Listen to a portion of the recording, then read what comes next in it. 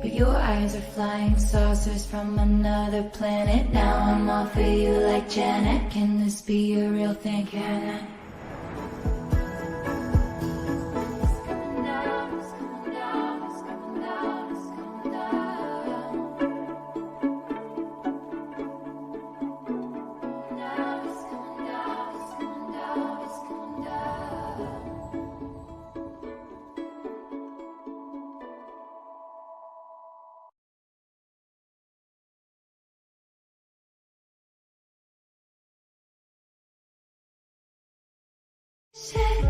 But your eyes are flying saucers from another planet. Now I'm all for you like Janet. Can this be a real thing? Can I?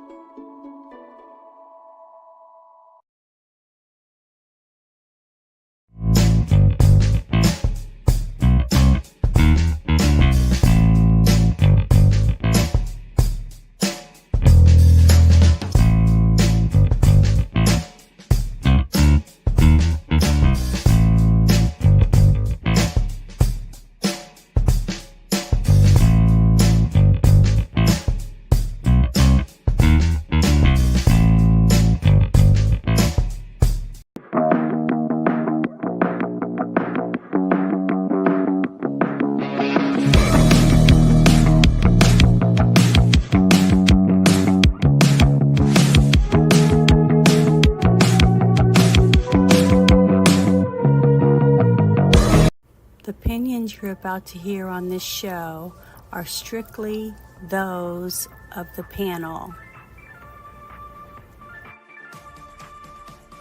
The following program is rated TV MA LSV. It contains strong language, sexual situations, and violence. It is intended only for mature audiences.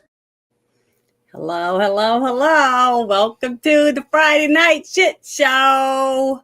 I hate to say it, but Bruce had to leave. He was falling asleep. Because he gets up at the crack of dawn. So it's going to be just me and Ruben. And I guess until Ruben says, see you later, alligator. I'll be by myself. No. I know, but it's a sad thing because, again, like I said, it's nice to be here. It's a shit show.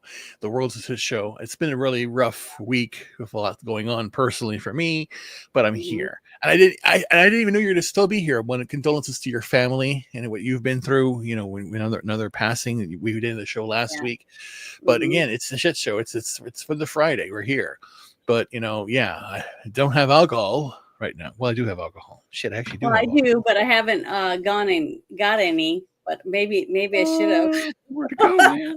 Make the show a little more fun. But yeah, last Friday I didn't do a show because I had found out someone in my family, close to my family, passed away.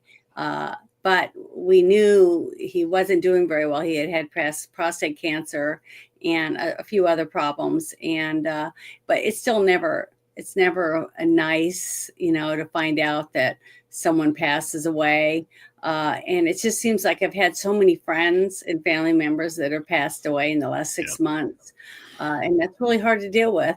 But the one thing that made me feel better was when I started thinking about him being with his wife and his daughter that passed away and other family members that were waiting for him because it was his turn. And, I'm just, that's how I'm trying to look at it.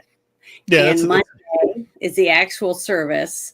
So I will drive back to Texas Sunday and be there for the Monday service. And then I'll drive back home on Tuesday. So it should be beautiful because the church, they're having a church service. And then it's like an hour or a little over hour drive from the church to the actual cemetery where we'll have the burial. And he's going to have like a military funeral. So it's going to be beautiful. But when they play taps, I know I'm not going to be able to make it through that very easy. But yeah, it's always tough when you lose someone you care about.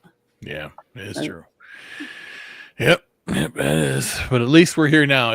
Again, can you believe it's May of 2025? Yeah. And we officially started on time? Mhm. Officially, because again, I Yeah. was looking on the clock. It was like right at 9:10. Yeah, because that's what I normally do it is at 9:10. I like that. But I'm going to say I'm just sharing everybody's chat. Hello, thank you everybody so far that's joining us. And yeah, I really appreciate everybody stopping in and supporting me on the channel. And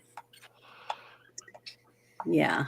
Oh, what is it? Says he's still sick. He's recovering. Dated flu. Oh, I know. Sometimes the flu is can really, really be really crappy. So yeah, just make sure you stay hydrated. That's the number one thing. And a lot of people say, "Oh, take lots of vitamin C," but you know what I tell people? Eat oranges. Get natural vitamin C. Yeah, And even though you don't feel good, if you can just go sit on your back porch or whatever for a little while each day for like 30 minutes and let your skin, some of your skin actually get some sun where your body makes its own vitamin D, that's even better for you if you can do that. It's the sun it's for us. I mean, it will help you. It kills bacteria and it can help you get well. So yeah, but yeah, I'm eating bananas and working out my feet. So I have the dick and balls to get it playing. Yeah, I still have a warning on my channel from January last year. For what? For one of the things that I did for medical misinformation, and I've written them, and I took the class, and I did the little survey and everything, and I still have it. And there's no way to get a hold of anyone to tell them, hey, why do I still have something up from last year? It's over a year old, from January of last year, and I still have a warning. So if I get another warning, that's a strike, right? So it's like that's why I try to be really careful because I'm already got a strike against me almost. But let's just have, like I said, we talked before the show. Let's just not be non-controversial. There's something to talk about that has any controversy or anything. Oh, there's no such thing. Not when it comes to YouTube. I know. They hate Here is the everything I talk truth. about. But the truth is, like I said in the back, Yeah, the shit show is pointing out the absurdity of what's going on. And what I had said back, and we'll say it true, every story that we have seen now that we talk about, like be it black and white, be it what people say, be it what is being touted by the media, we have to understand, and everybody in the chat should realize that it's all to manipulate you to feel unrest, to feel chaos, to feel an emotion that is not good. Okay, and that's the thing. It's done on purpose.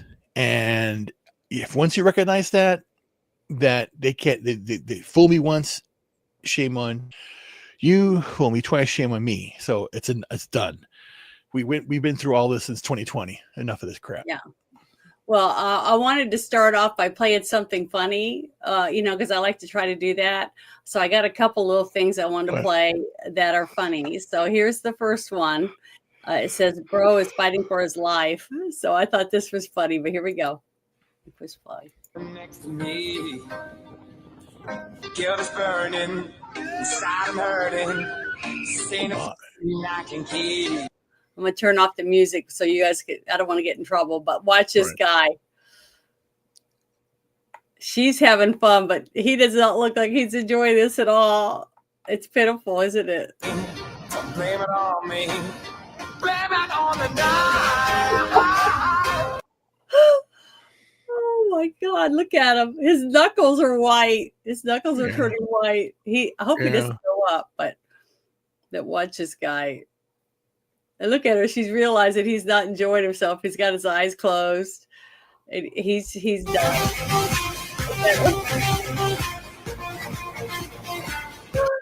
Oh my God. But look at her. She is having so much fun. I'd probably get sick too. I mean, that looks like a really rough roller coaster. I don't know where it is, but it looks really scary. But look at him. Oh, poor guy. He barely made it through that thing, but I wanted to share that. See, not everyone likes roller coasters, and I'm one of those people. I do like some if they don't have lots of loop-de-de-loops and all that stuff, but I really can't take if they're spinning and stuff like that, like swings. What are those things? The swings that just go around. Oh, yeah. Now I like the ones that go back and forth. It's the ones that you're just spinning. Oh, the ones that spin around. Oh, yeah. Well, that's it. That's the intention. There are ones that do this, and then there are ones that get at a certain point, and then they pivot and they go. Yeah, I've seen those. Yeah. So I don't know. It's like I didn't go on any like a roller coaster till I was what 29. Well, whatever. Everything happened late for me, because I didn't really care for it. Whatever. I did it. I made fun of it. It was like it was actually here in Great America. A friend of mine, Melissa, her daughter was having a birthday. This is back, my God, like over 20 years ago. Yeah. And we took the kid to see the Great America, whatever it was. And I said, let me go on the rides. We follow the kid. So it was fun. Mm-hmm. You had that experience. So it was fun. But it was more for the kid. But it was just, it was good. But yeah, you have to enjoy life in that regard. Yeah, well, this is another thing. This I really like because I just love this guy. This guy is freaking awesome, and if I ever meet him in person, I'm gonna get his autograph because I just think he is so awesome. Just the way he handles things. Now you can see this really good. Zero fucks given for this. Yeah, this is awesome. So here we go. And then one on Abrego Garcia, please. The administration is reportedly inquiring about his return. Is that to check a box for compliance, or does President Trump want him back on U.S. soil, or both? So, as Secretary Rubio said yesterday in the cabinet meeting, this administration is not going to publicly discuss the inside details of our foreign policy and negotiations with a foreign country. And in particular, we are not going to allow a district court judge to try to become the Secretary of State. Secretary Rubio is the one who, under his leadership and direction at the State Department, is managing the day-to-day relationship with El Salvador. Let's just take a moment, number one, to express our gratitude to El Salvador for agreeing to take some of the most dangerous terrorists off of America's streets and to put them into a safe environment where they cannot continue to engage in acts of terrorism or coordination with the Maduro regime. You may have seen recently an FBI assessment that was unclassified that said that the Maduro regime is using and planning to use trained Aragua terrorists to carry out assassination plots on American soil. Now, very few in this room covered that. I'll let you all ask yourselves why you didn't cover it and why your editors didn't assign that story to you. Something I think you should think about on your own. But this is a earth-shattering piece of news. The Biden administration imported a terrorist army that our own FBI assesses is planning assassination strikes on American soil against critics of the Maduro regime. Those are the terrorists that President Trump is finding and apprehending that our Democrat judges and Democrat activists are trying to keep on U.S. soil. Tren de Aragua has the same legal status as Al-Qaeda and ISIS. MS-13 has the same legal status as Al-Qaeda and ISIS. These are foreign terrorists operating on our soil. And our gratitude to El Salvador for agreeing to take custody of these terrorists is immense. With respect to the case that you mentioned, there's now even been more evidence that has been made public of this person's violent, repeated threats and assaults against his spouse, someone who had repeated, documented human trafficking and human smuggling offenses, somebody that has extensively documented membership in MS-13, a terrorist organization, and of course he had MS-13 tattooed on his knuckles. This is a person that was a clear and present danger to the safety of the American people. And it is a sad reflection on the state of our media and many of the outlets represented in this room that you obsessively try to shill for this MS-13 terrorist. Well, no coverage occurred in your papers about any of the Americans that were raped and tortured and murdered by the illegals that Biden was importing into our country. You know, you talk about due process. The Biden administration made the decision to give extensive due process to 2 trained Nicaragua terrorists that were apprehended at the border just a couple years ago. They were 2 gentlemen. They were from Venezuela. They were members of trained Nicaragua. The Biden administration Border Patrol apprehended them and made the decision to provide them with extensive due process, put them onto a program known as supervised release, and put them on ankle monitors so that they could go through a lengthy legal judicial determination as to whether these legal aliens who had just set foot on U.S. soil might want to live in the United States for the rest of their lives. What was the result of that decision? What was the result of that choice that was made? Those 2 men kidnapped a young girl named Jocelyn Ungary from her family. They beat her. They sexually assaulted her. They tortured her. They stripped her. They murdered her, and they dumped her body. That is what the Biden administration's policy was. Most of your papers never covered her story when it happened. To the extent that you covered it at all, it was because President Trump forced you to cover it by highlighting it repeatedly over and over again. He had to shame you into covering it. And each and every one of you that sides over and over again with these MS-13 terrorists, to the extent that you have the financial means to do so, you all choose to live in condos or homes or houses as far away from these kinds of gangbangers as you possibly can. If I offered any one of you a rent-free home with no taxes to pay in any of these gang neighborhoods, and I said your neighbors are MS-13 terrorists or Mexican mafia or Sinaloa cartel or trained Nicaragua, I couldn't pay you to live there. But yet you, with your coverage, are trying to force innocent Americans to have these people as their neighbors, and that one day their daughter may be abducted from their home and raped and murdered. So you're not going to get an ounce of sympathy from this administration or President Trump for the terrorists who've invaded our homes and our country. I want to do this one.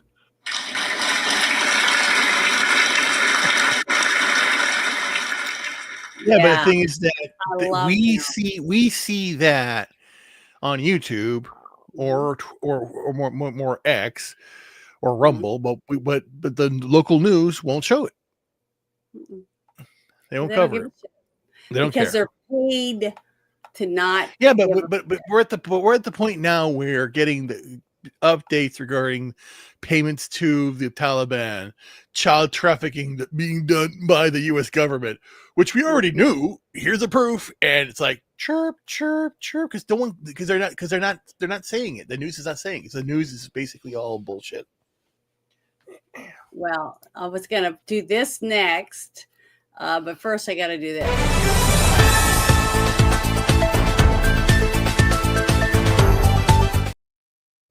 Muy Okay. caliente.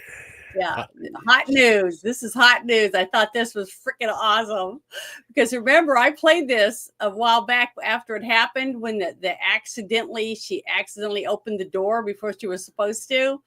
Katy Perry, in the fake outer space incident or whatever. Uh-huh. Well, they say that Katy Perry is now getting sued for screwing it up for this guy. What was his name again?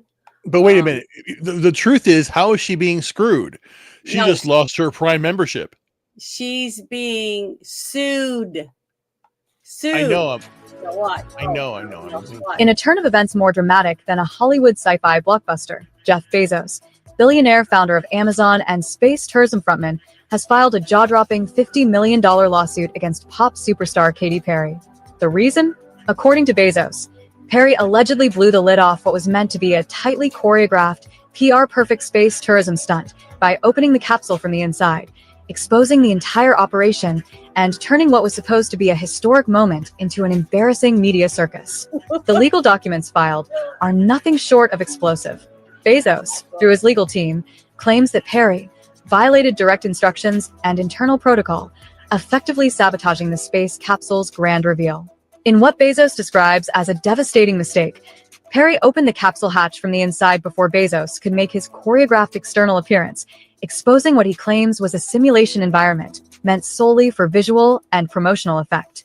To put it plainly, the Amazon founder is accusing Katy Perry of exposing the alleged truth behind a heavily publicized spaceflight, that it never left Earth. What was supposed to be Blue Origin's glittering moment, featuring Katy Perry as the surprise celebrity guest aboard the next-gen capsule, has instead spiraled into an all-out media frenzy. The stunt, meant to reinforce Bezos' space empire as not only revolutionary but also pop culture relevant, backfired in the most catastrophic fashion. Perry's simple action, pushing the wrong button, or the right one depending on who you ask, has now triggered a war between two of the biggest names in their respective fields. According to insiders, the capsule was staged to appear as though it had re-entered Earth's atmosphere after orbiting the planet. Bezos was supposed to dramatically open the door from the outside, helping Perry out as cameras rolled and drones captured every second for a heavily produced live stream. Instead, the pop icon reportedly unlatched the inner handle and stepped out by herself, leaving technicians, PR handlers, and Bezos himself in complete disarray. The result? Media outlets and internet sleuths immediately began speculating. Sharp-eyed viewers noted that there was no re-entry scorch marks, no landing gear marks on the desert floor, and worse, there were background noises in the live stream that suggested they were in a soundstage. The timeline of the space flight was quickly dissected and doubted. In less than 24 hours, hashtags like #BezosGate and #SpaceHoax trended worldwide. Jeff Bezos, the man whose wealth and ambition have practically redefined 21st century capitalism, now finds himself on the defensive. His team argues that the exposure has not only hurt the credibility of Blue Origin, but also scared off investors, shaken corporate partnerships, and ignited what could be a long-term PR disaster.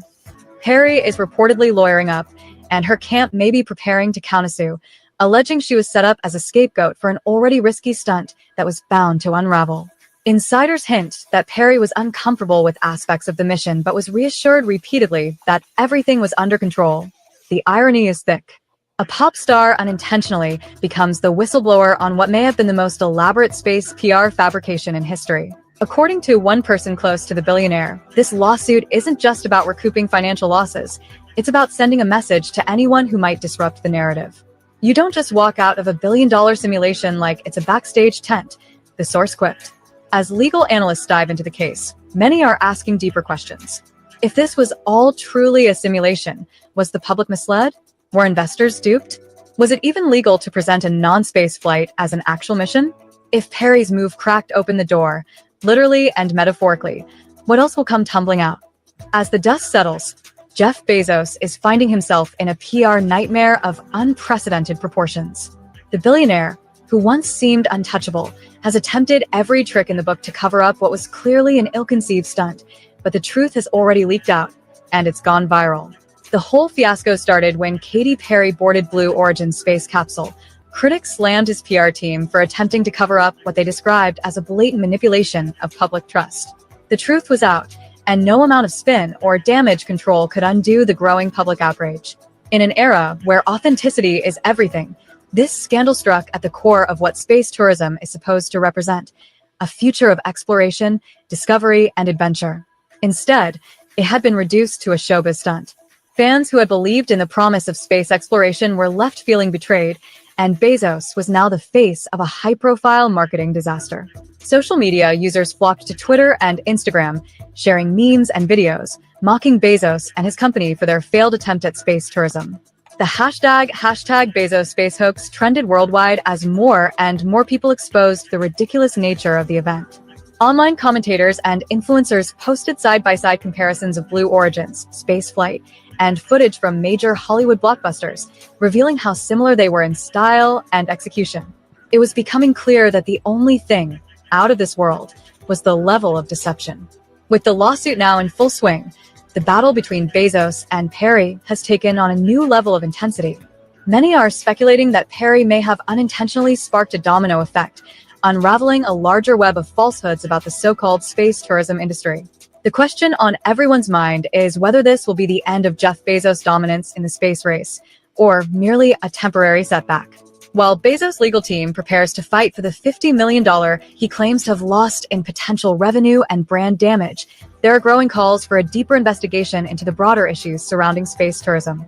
Is this just the beginning of a much bigger story? And could other space ventures, including those led by billionaires like Elon Musk and Richard Branson, also face the spotlight? For now, the world watches as Bezos and Perry square off in what could be the most sensational celebrity lawsuit of the decade. One thing is for certain. The internet's fascination with the hashtag Bezos space hoax isn't going away anytime soon. As more information comes to light, it will only fuel the already fiery debate over the future of space exploration and the lengths to which billionaires will go to create their own version of reality. Well, what did you think about all that? Remember we talked about it and you said that Okay. it was supposed to do that. Yeah. and Okay. all Okay. this This stuff. is a fake video. Mhm. It's not a real video. You just showed a fake video. Well, not a lot of people don't think it's fake. No. The video you just showed is fake. So she's The not video being should- sued? No, she's not. The first, and again, this is where we get the flat earther crap again happening. Mhm. Did they go to space? Yes. Did they go? They did it suborbital flight. It's a space flight. It's considered Yeah, space. I 15 minutes, whatever. believe. No, I Yeah. believe that they did go to the whatever the outer atmosphere. Right.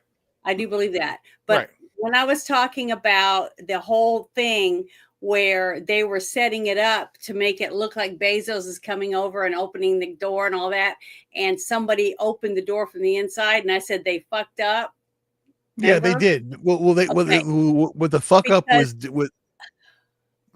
That's Sorry, what I'm talking about. Not No, the no, but fact that I believe that they did go up there, Right. and I don't think that is why I know, but what? that but part what- of it being on there, that's just someone's point of view.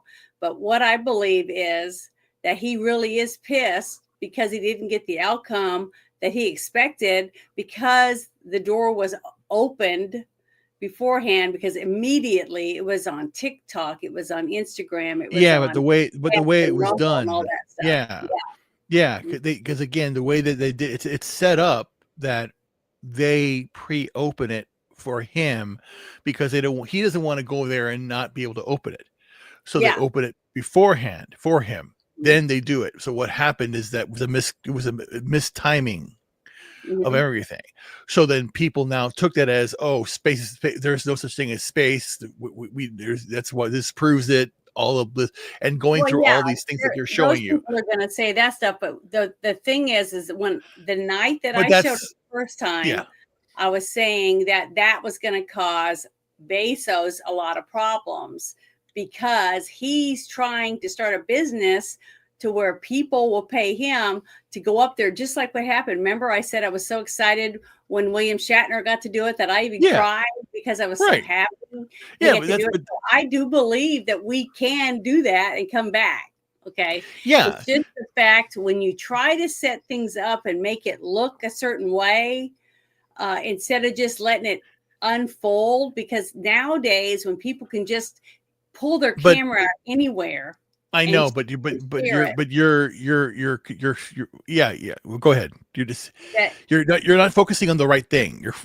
You're people are focusing on the wrong thing, and that's what I'm saying. Yeah, I know. And that's part of the problem is now that everyone and their brother has a cell phone, okay, you can't just fake shit. It's not going to be as easy to fake stuff unless it's totally controlled like they would on a movie set. Even Yeah, like then, if- you can't control everything because someone's going to sneak a phone in Right. and videotape it. But what really pisses me off is when people say that it's fake. See they're in a soundstage. They're not in a soundstage. No, I Stop don't saying think that shit. so. That's dumb. But Mhm. that's what I'm saying. And then people saying that talk about that we're on a flat Earth or we're not spinning or whatever this bullshit and going, oh, shut up, stop your bullshit. I'm just done. with But this see, crap. what I'm thinking is what I wanted to show this is the reason what I'm thinking this is that because of the mistake that somebody made and opened the door before Bezos got to get up there, and whoever it was that filmed it and actually put it out there for money or whatever reason they did to show that that part was set up, a fake. Okay, that Bezos didn't really open the door, blah blah blah blah, Yeah. all that stuff. Okay, Right. now the reason I think that this is out and that this group of people from is it Hollywood Access or whatever Yeah. put this video out is to get people talking about it again. Okay, Yeah. because even Again. publicity. Okay, yeah, even bad publicity are clicks, and every single but click that's the thing. That's the on it thing. make That's the money. thing. But this goes back to what I said before at the very beginning. But I'm thinking Everything. Bezos and all of these people are involved in it. Is what I'm thinking. No, but it hasn't. Again, this No, is again. involved in you're- making this video is what I'm trying to say. No, Okay, no, well, no, no, we're no. gonna find out because I think this video is made for hype to get more people talking about Bezos's going to outer space and that it's real because they really did go to the outer atmosphere. Because Yeah, I've seen but all I'm saying is this video is complete 100% fake. It should be removed from YouTube because it's not correct. It's nothing. There's no suing. There's no nothing, and it just Yeah. basically continues to add people that will not understand that that will deny space. We went to the moon, deny that we're in space now, deny the spacewalks, deny all this crap, and I'm done with it. No, we're not doing it. Yeah, I don't believe in a flat Earth. I believe Right. the Earth is round. I mean, I believe they were up there. Some of the things that we saw in the video with the girl's hair and certain things they were able to do, you can't fake that. Okay, that Right. so far as I know, I've never seen anyone be able to fake weightlessness. Okay, Right. They Right. do really good in movies, but that's with a lot of editing Right. and things like that. So no, I believe they did do that. The only thing that I think was fake was they were trying to make it look like Bezos was the one opening the hatch. Yes. Okay, Yes. And I said that it was all set for that, and then but they I think fucked it up. all of this is to get this back out there, get people talking about it for something new. So we're gonna something new. Yeah, about to it's happen. I don't know it's what to it make, is. make people. It was to make people dumber and not think that space is real again. And you get all Well, these fucking idiots. I'm done Maybe with these. some Yeah. dumbasses are going to think that, but see, Yeah. I don't. What I think this is to get more clicks because something else that Bezos is about to do is about to come up, and they're trying to get the Okay. because the spark Well, we'll wasn't see. as big as they'd hoped the last time. So that's the reason why I want to share that because that's what I think. So keep an eye out, you guys. Something else is about to happen.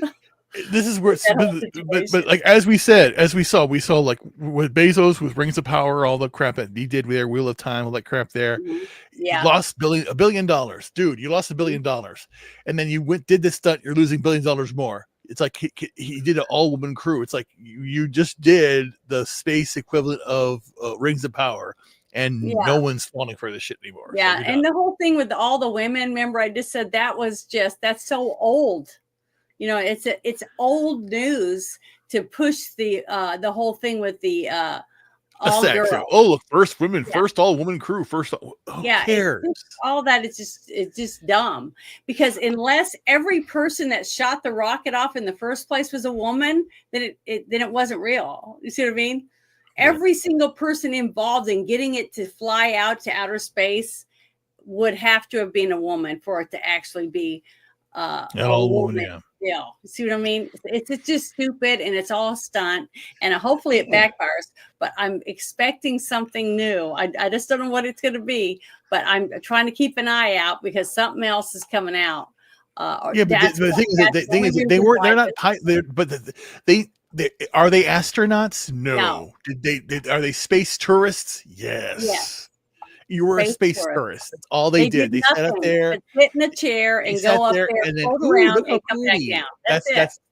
That's just like me getting in a plane, strapping myself to a person. I'm a pilot, plane, right? But I'm tandem diving. I'm not a parachute driver.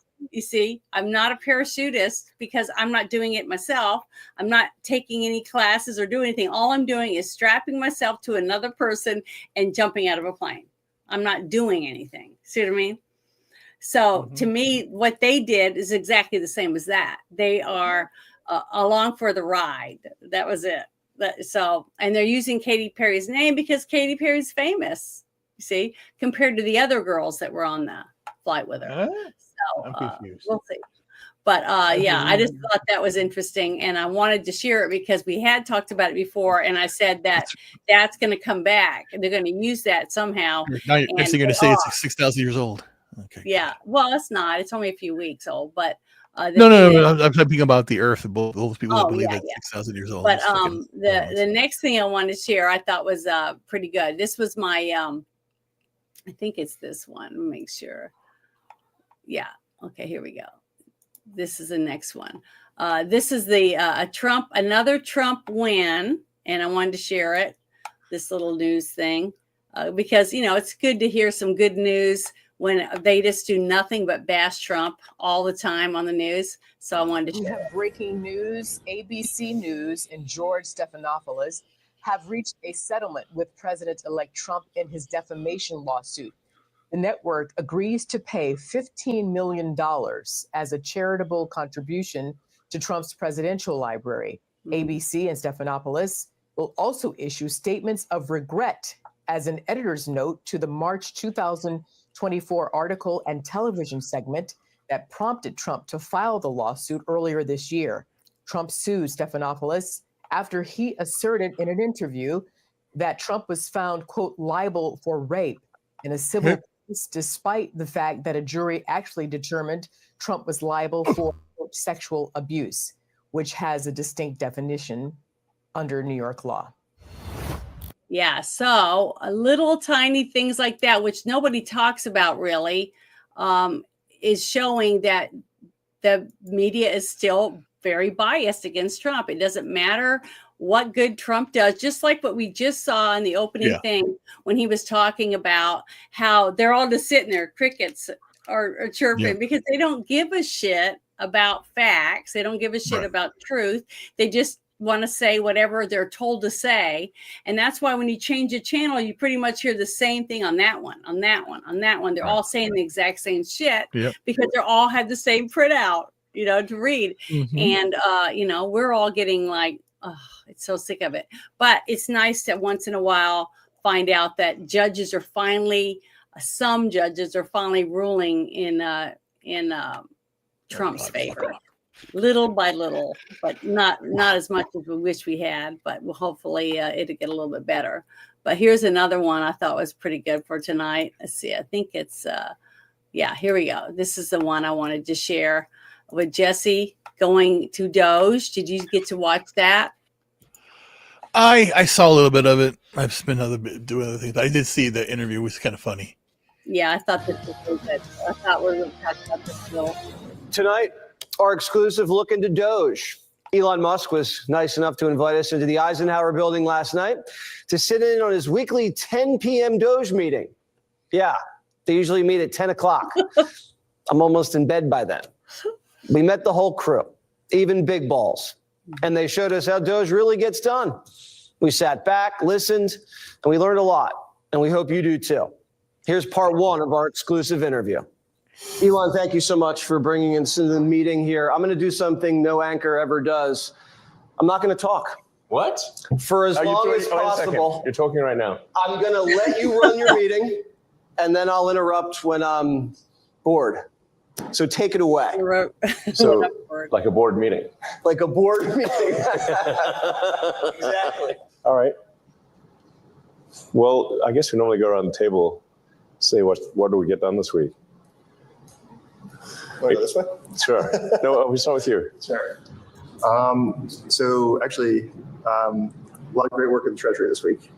One of the crazy things with regards to the Treasury is that when a payment is made, and the computers at the Treasury actually pay about $5 trillion per year, like crazy amounts, there was formerly not a budget code on there. So if a payment was made, you didn't know actually what it was for. It could have been for anything. Yeah. There was a $4 billion COVID fund in the Department of Education, and there was no receipts required, so people could just draw down on it. And when people looked into it, this wasn't us, this was before us, they found that money was being used to rent out Caesar's Palace for parties, rent out stadiums, et cetera. And so the one change that Doge made with Department of Education is we had the simple requirement that if you draw down money, you must first upload a receipt. That was the only change that was made. You must upload your receipt. And upon doing so, nobody drew down any money anymore. Yes, but we didn't say that we'd check the receipt. You could send a fake receipt. You could send a picture of your dog. Anything. Anything. Anything. And but as soon as we asked for anything at all, suddenly the requests were like, oh, we don't need it anymore. Huh, that's interesting. They were renting Caesar's Palace. Yes, they were like basically partying on the taxpayer money. Stadiums. Yes. Leasing stadiums. Leasing stadiums. For what? For parties, basically. For parties. Yes. That's a big party. It's a big party. You'd think if you were stealing, you'd start small. They do start small. But then what happens is over the years, so generally the fraud starts out small and they try to hide it. But then year after year, if nobody stops the fraud, it gets more and more brazen. And every year it gets bigger. Mm-hmm. And so literally renting out stadiums. What's $1 million to rent out a stadium? Fraud infragante delicto, okay? We're talking at scale. This is driving me crazy. Oh, yeah. When you find these things, do you guys get mad? You're like, yes, I got one. How does it make you feel? It's so common. It's so common. I mean, you just get numb to it. Unfortunately, by the 100th time you've heard it, it's hard not to get a little numb. Yeah. You know, but and by the 200th time, you're like, well, okay, it's just another day at the office. We checked, is the Small Business Administration giving loans to dead people over the age of 120? The answer was yes, and it was around $330 million in total. So people with a birthday that could not possibly be real. Yeah. Meaning they're over 100. They're 115 years old or older. The oldest living American is 114. So it's safe to say if anybody is in the system as 115 years or older, that is fake. So just by sharing a database and looking at social security numbers that showed that at the time of the loan, they had listed as over 115 years old, or actually under 11. We didn't even check for under 18. Babies and dead under 11 years old. That's pretty clear. Babies right? and dead people who are getting loans. That was $660 million. And also people with birth dates in the future. What does that mean? Well, in one case, I mean, I think the birth date, I think in one case was like fetuses were getting no, not even. No, really sort of you're talking about like your great grandchildren, like with the birth date, like I think it was like 2165. So more than a century from now was the birth date. George Jetson was getting paid. Yes, because your birthday is in the future, like the far future, not like next year. Right. And this is either fraudulent or we have your birthday wrong. One of them is a typo or someone's stealing. Which is it? Yes. Right. Yes. You should at least ask, which is it? Do you guys feel you're getting justice and accountability? Jesus, it's crazy. One of the extreme examples of non-accountability in some cases has occurred at some of the small agencies. I think the Inter-American Foundation, IAF, is one of the agencies we visited where they get $50 million a year, congressional money, to give grants. These are things like alpaca farming in Peru, improving them. That's a real example. Yes, that's the real description. Wait, pause it real quick. Pause it real quick. Marketability of cheese in Guatemala. Pause. Really? Fruit. Yeah. Do you remember the movie Dave? Yeah, I think so. With what about the guy that was appeared to be the president, and it was all the plot was about him uncovering waste and saving money, and he was deemed as a hero. It's happening for real, and you see it here in front of you. This should be on every headline news, biggest news thing, scandal of U.S. government corruption, but it's not. Yeah, it should be. Just like I said, nobody is talking about it. How much money do you think that just them going through this stuff has saved us? You know what I mean? Right. Okay, saved our country. We're trillions of dollars in debt. And all those guys you see sitting at the table are all saving us money. Yep. Just by every little thing that they found. And just like he said, the one thing, all we asked them to do to get money from this little department in the Treasury was they had to put in a receipt to say, okay, well, I want to go buy me some blow up dolls and some alcohol because I want to do this party or whatever. So here's my receipt. Okay. And upload it, whatever. Right. But because they asked for something to prove what they were doing, they all chickened out and nobody's asked for money. Right. See, right. How can this keep going on and nobody talks about it? It's shocking to me. I mean, who doesn't want to save money? If you knew that your one of your kids or your spouse was secretly going and withdrawing money, okay, in your savings account. Let's say you're trying to fill the savings account for your vacation and you're putting in $500 a month. But every time you go to get the little printout that shows you how much money you've saved, you're like, how come my $500 lower than what I thought I was supposed to have? And they say, well, I'm sorry, here's your printout. And it shows that there's a withdrawal here and a withdrawal there. But you go and you talk to your wife and your kids and they say, I didn't take the money. So you keep going back to the bank trying to find out where the money went and who took it out. And you end up finding out it was your kids and your wife. But because nobody was stopping them from taking it, they just kept taking it out. So you're never going to reach your goal that you thought you were going to get because people are taking money out without asking for it, without getting permission. So there's never a balance at all. Now, if it was your house, what would you do?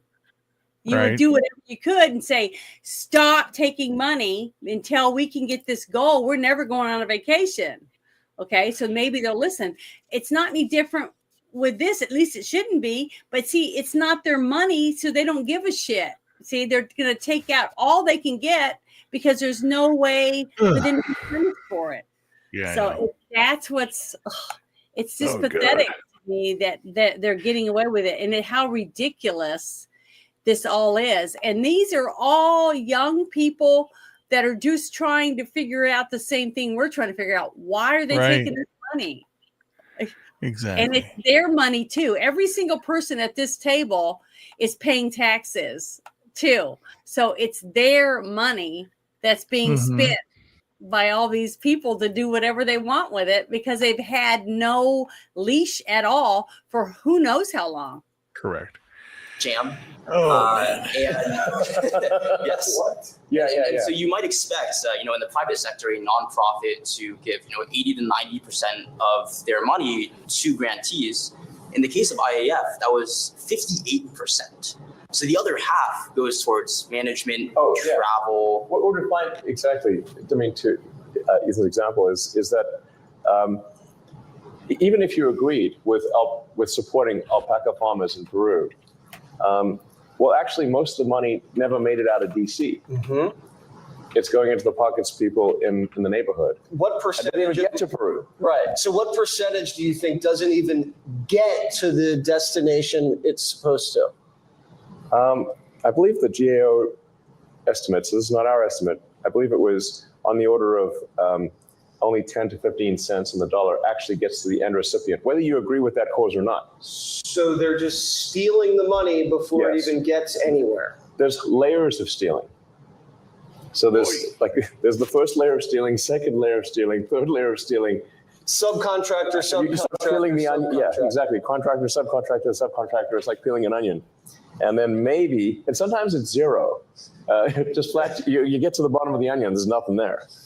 So maybe no one got a sex change in Guatemala. It's possible that no one got a sex change in Guatemala. I overheard a contractor tell one of her colleagues to falsify billable hours by creating a PowerPoint to mask a delay in the onboarding process in front of me. And this is like hour zero at this agency. Jeez. And so, I mean, this is just a common theme that you take a look at these contracts, you take a look at these grants, and it's veiled in noble rhetoric. It's at the top level. It sounds good. Yeah, it sounds amazing. And then you actually just follow what are the funds actually doing? Or send us a picture. Exactly. And the send us a picture request is incredibly good. But Pixar didn't happen. And then they're like, and it wouldn't be that hard to just, frankly, they could search for some fake pics on the internet or get AI to generate the pics, but they don't even bother doing that. So you caught them cold billing fraud. Oh, I caught them, her advising her colleague to do this because it takes a few days to onboard. So that is being investigated right now. Yeah, I mean, generally, like these programs, these grants are going to be like along the lines of save the baby pandas. And it's like, well, of course, who wouldn't want to save the baby pandas? And you know, in some cases, they've got a show panda, which they will trot out for special occasions. In a lot of cases, they don't even have a show panda. No panda. There's not even one panda. Because we asked for pictures, and we don't even get one panda. And it's like, well, that's a lot of, you know, what does $1 billion get you? It does not even get you one panda. You really want to see a baby panda? Yeah, like, you know, like the Ebola money, we're like, okay, well, we agree with, like, we shouldn't have Ebola, you know. Where's the money going? Oh, it's going to Deloitte in DC. Like, what is an accounting firm doing with Ebola money? What has been the biggest resistance? Is there one agency? Is there one department that when you guys walk in, they all start fighting you, start hiding Wait, I thought things? you weren't going to talk. I'm sorry. But I guess you can answer that question. Sure. I mean, let's yes, we've certainly had some battles. Battles. Yeah. I mean, who should talk about you, sir? Oh, Nate. Yeah. Okay. Yeah. So Jesse, there's an agency, a small agency called the United States Institute of Peace. It's definitely the agency we had the most fight at. We actually went into the agency and found that they had loaded guns inside of their headquarters. Institute for Peace. Yeah, I better go. I mean, any given company, any given organizational name is going to be the opposite of the title. Right. Yeah. So you've got to go? Yeah, I gotta go. I'm tired. Okay. I can't stay awake. That's Sorry, okay. guys. It's been a rough week. Like everyone knows what's been going on with me, with everything going on with my brother and all that stuff. So lots going on. So still doing it, but it's been a very rough day. Not a good day, but a lot of very busy day.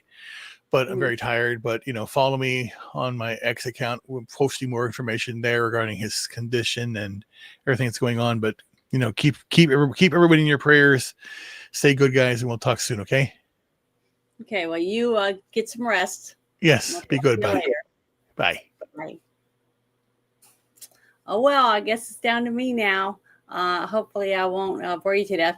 But I can keep playing this because it's just interesting how much bullshit they are pulling out. It's getting so monotonous because it's hard to really absorb how ridiculous some of this stuff is. Like, who knew there were this many institutions and offices that money just flows through, that they can just come in and take money and spend it on whatever it is they want? Where did all of this come from? How did all of this just appear under our noses? And we're going to work and it says FICA on our check, but do we even know what FICA means anymore? I mean, because when you're going to hear here in a little bit, when they talk about the original 4 organizations, basically, that we used to have, it's just interesting to me, and nobody talks about it. Okay, we do have on X, there's Doge on there, and I tried to share the link, and I was trying to fix that before I got the message from Ruben that he had to leave because he's tired, he doesn't feel very good, but neither did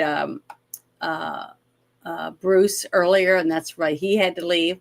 So it's just me, and I slept in this morning, so I got a little bit of sleep, so I'll be able to do a little more. But it's the thing is, I don't watch television. The only stuff that I watch is YouTube, Rumble. I do watch some movies. Like I went to the movies and saw Sinners last week, and it was really, really good. And because I want to keep open our movie theater because it's not real big and it's in the country. And I want to support them. And I've always tried to, even when it was COVID, it was open, and I would, hold my mask over my face and run and get my seat and sit down and watch the movie. So I really do want to support my community the best I can when I'm allotted, a chance to do that.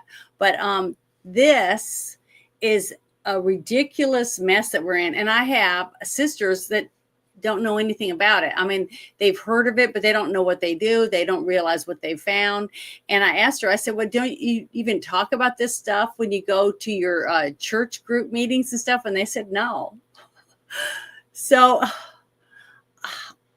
I just don't understand how we're supposed to fix this stuff when no one seems to care that it's even happened and that they don't even want to fix it. You know what I mean? I don't know. I just don't understand. It doesn't seem real. It doesn't seem factual because nobody acts like they give a shit. I mean, they're taking your money out of your checks. They're taking your money, trillions of dollars, and they just keep taking and taking and taking, and nobody's doing anything. But we have some people trying to do something. They're trying to bring it to your attention, and so few people actually care. And then you have people out there bitching and moaning, holding signs about how much they hate Elon Musk. They want to destroy his cars, his dealerships. They risk these people, they tell these people they want to kill him, his family members, Trump's family, anyone that's on the cabinet or anyone that's trying to fix our country are getting death threats. I mean, it just doesn't make any sense. And I'm trying to make sense of it, but to me, it's just ridiculous. But when you listen to some of the stuff that they're doing and finding, I can't believe this isn't what everybody's talking about, because this is your money. This was money that would have been your great grandkids' money if it was still in the bank, or if it was still making money for our country, or building our roads, or building buildings, doing all the things that it's supposed to be doing when they take our taxes, going to our military, give our military raises. I don't know. It's just heartbreaking to me that this means so little to so many people that nobody talks about it. I mean, it's just sickening to me. It's what it is. Yeah, and so it was by far the least peaceful agency that we've worked with, ironically. Of course. Additionally, we found that they were spending money on things like private jets, and they even had a $130,000 contract with a former member of the Taliban. This is real. We don't encounter that at most agencies. Okay. They're spending money like this on private jets. I know people right now that live in a trailer house and they can barely keep their car running just to go to work. Okay. And these people are taking money out of those people's checks that can barely get to work because their vehicles are having a hard time keeping them running. And these people are taking money from them and taking rides on jets. Stuff like that. It's disgusting. This is repulsive, disgusting to me.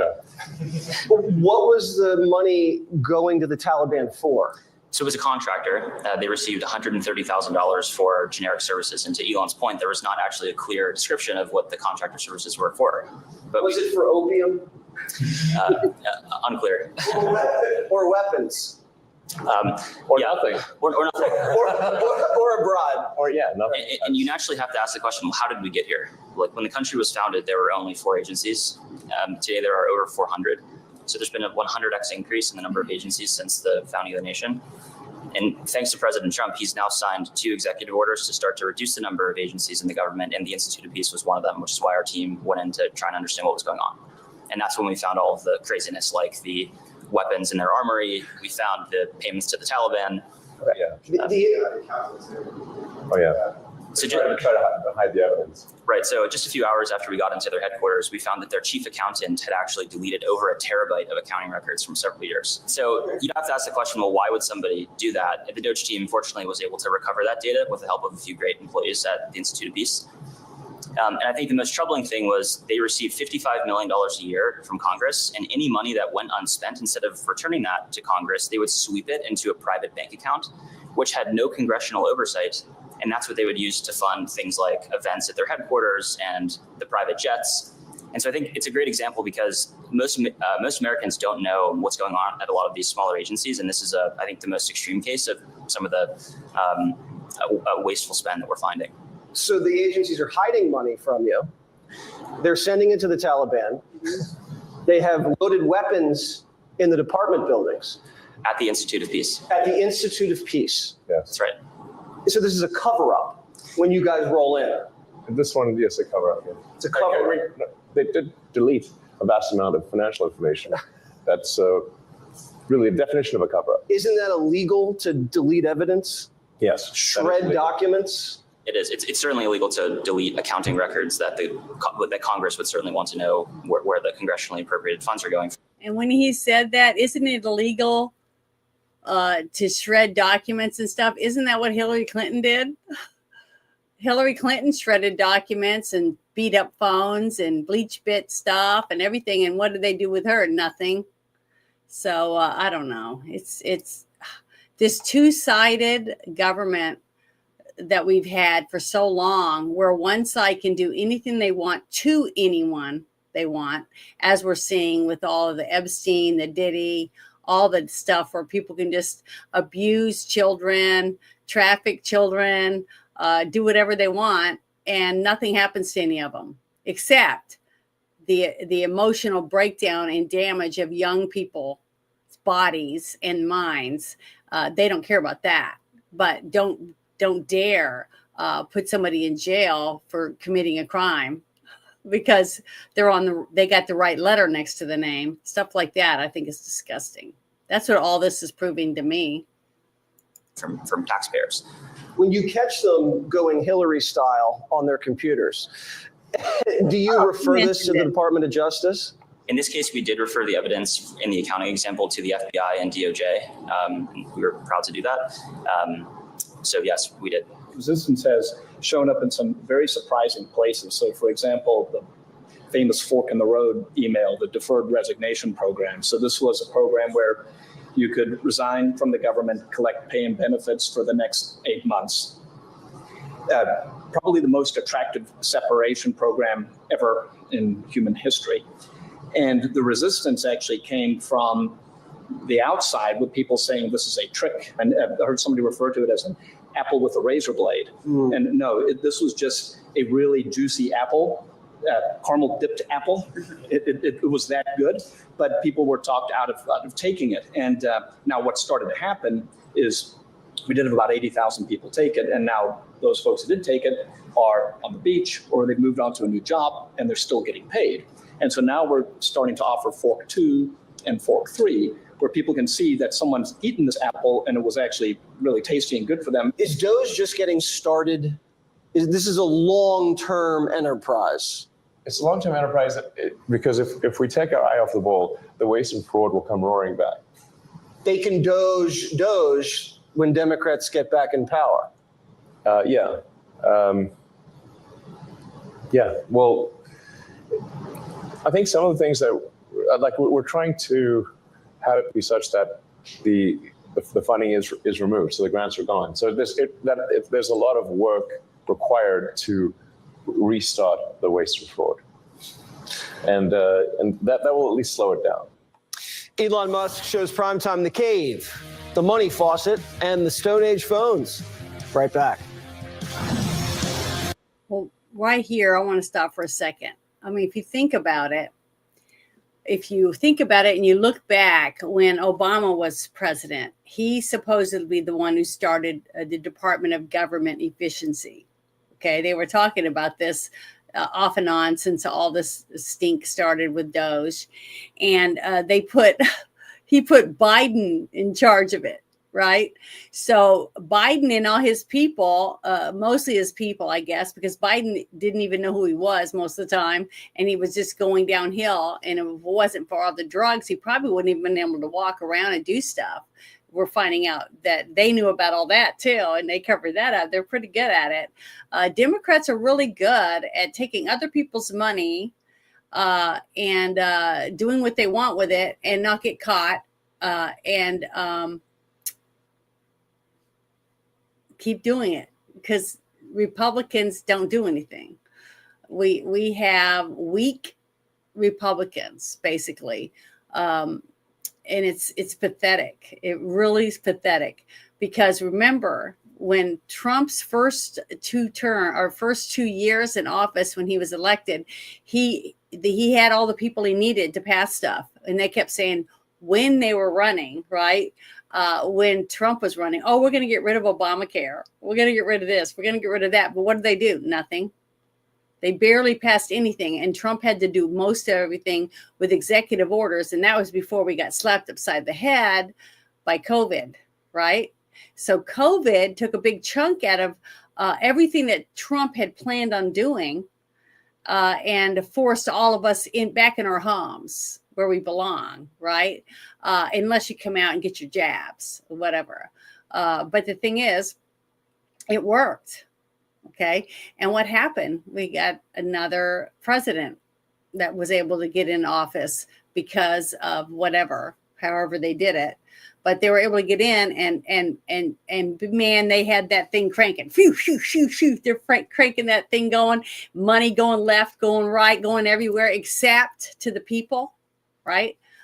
No money was coming back into our country. Jobs were leaving. Money was leaving. People were losing their jobs. Companies were closing down or going overseas. Everything to destroy this country. It was like they were trying to push it in overdrive because they said, we gotta do something. We gotta stop Trump. And they tried to shoot him, and he still lived. Thank you, God, for intervening on that. But the thing is, they've done everything they could, every court they could think of to prosecute Trump and anyone who supported Trump, all the people that they lawfared, all that stuff, had all that going on, and it didn't work. Why? Because there was 77 million people that voted for Trump this time. Okay. They were all opened. Their eyes were opened, and they were like, this is bullshit. Look at all this shit that's going on.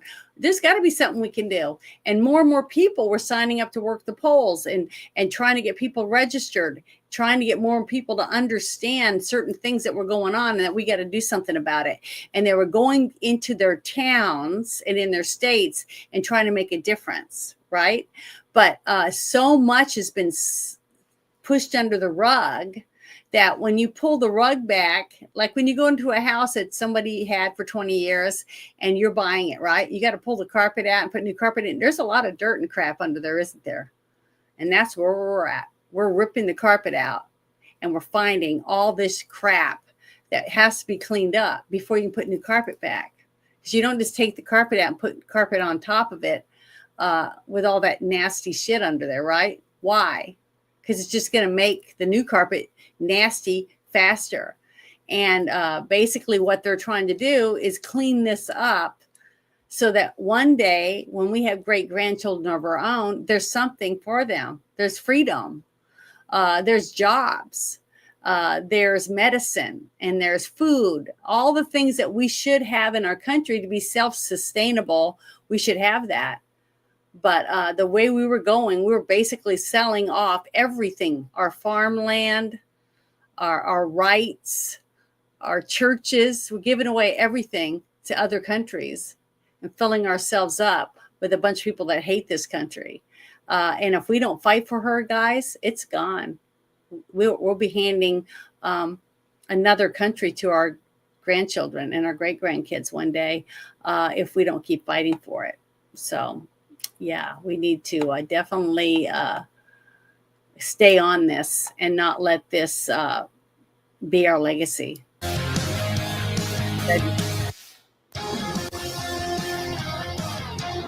We're back, part two, the exclusive interview with Elon Musk and the Doge boys. They took us inside the caves of bureaucracy. Watch this. We heard about a cave. We had federal workers working in a cave. That's me. Yeah. Are they still? Joe's actually been to the cave. Do you want to tell us about your cave? Your caving. I wouldn't mind it. You're spelunking. So I've been helping out with retirement. And a few weeks ago, I had a chance to go to the mine. And so I took a golf cart through security down into the side of a mountain and entered daylight left. And I entered this whole space of caverns and roads. And we get to a metal door and I open it up. And there in front of me is a sea of filing cabinets from the 1960s. And I'm walking around. It's super chilly. Smells like paper. And, I realized as a mine, it's a great mine. It's secure, it's well lit, temperature controlled. And so the question we're asking is this a good place to store physical media, which it is. It's amazing for that. The question is, why are we still using paper in 2025? So I brought something to show you of what's inside the mine. And normally, the normal process for retirement can be over 6 months. So once you file your retirement papers, that's why it takes 6 months. What is that? So these are replica case folders that people use to retire from the government. And so these are all compiled by hand, moved around on carts through the mine. It takes many months to do that. And this one is a single retiree's paper required to leave the government. If somebody wants to retire, they can't because it takes 6 months to compile the paper and carry the paper into a mine where it is stored. And also all the calculations are done by hand. Everything has in to be 2025. reconciled, adjudicated. This is thicker than the Lord of the Rings trilogy. Yeah. And if I had to process this, I would rather do my taxes in the dark than have to go through this. And so what we're doing is we're bringing this process online with modern software.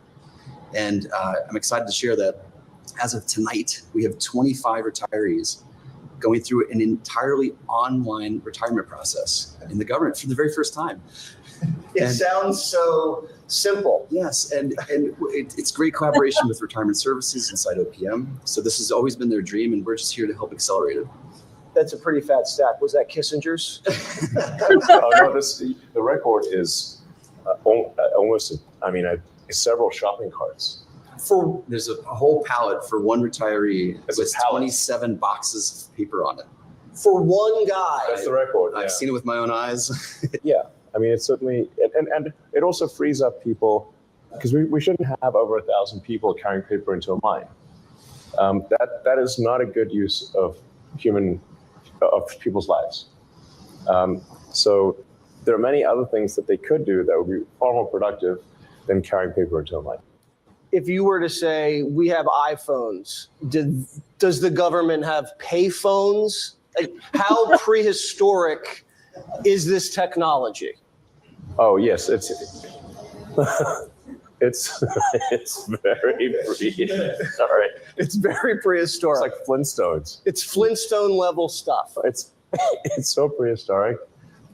Like dinosaurs would think this is, kind of old. Okay. That's how prehistoric it is. Okay. So basically the only thing living was a sponge.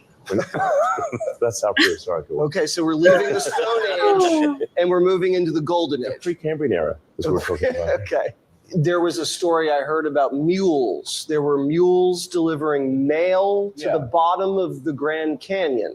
Which might not be a bad thing, actually. You have the mule picture. Yeah. Picture, it doesn't exist. Right. Yeah. But this is a case where actually it might not. I think. Do we agree with the mule, or should there be mules? I think it can be modernized. There's opportunity for improvement. Yes. Right. Okay. Right. I'm at the Postal Service. I think a lot of people don't realize that there's actually a law that says that the post office is supposed to have a balanced budget. There is? Yeah, there is. I didn't know that. Yeah, right. Well, that's not working, is it? No, it's not. So they're breaking the law. They're breaking the law. Okay. Basically, since 2007, almost. Before he finishes, I do want to say something. I do agree that we should have paper is safer. Okay. That's why I try to keep records also in paper form, not just digitally. Because if all your records for your bank account are all online and you don't have any paper forms at all that tells you how much money you have in your savings, how much you have in your checking, all the stuff that's information about your stocks and stuff like that. And let's say that some other country like China that hates us sends out a pulse and takes out our satellites and stuff, and our power grid goes down and stuff. How are you going to get money? How are you going to find out or go to the bank and say, I want to withdraw this much money, blah, blah, blah. And they're going to say, well, we have no way of telling us who you are. And how much money you have in our bank, or even if you have an account in our bank. See what I mean? You're right. If it's on paper, you can prove that you have something. So what if they were to take the retirement person, filling everything out, and then print out a copy of the records that are digitized, and then put the digitized or the copy into somewhere and save it where it's safe, whatever that type of thing is. Still cutting down on everything because it's digitized, and now you have fewer stacks and stacks of papers because it's just a printout of what they had in the computer. So or putting it on disk, where it's in you have boxes of disk instead of stacks and stacks of paper. I mean, there's other ways to make it more efficient, but also be able to cover our back for everyone, depending on where they retired from and how they keep the records. So I definitely agree with that kind of stuff. I think that could be. So every year since 2007, they've lost money. So you might ask, like, what happened in 2007? So there was additional.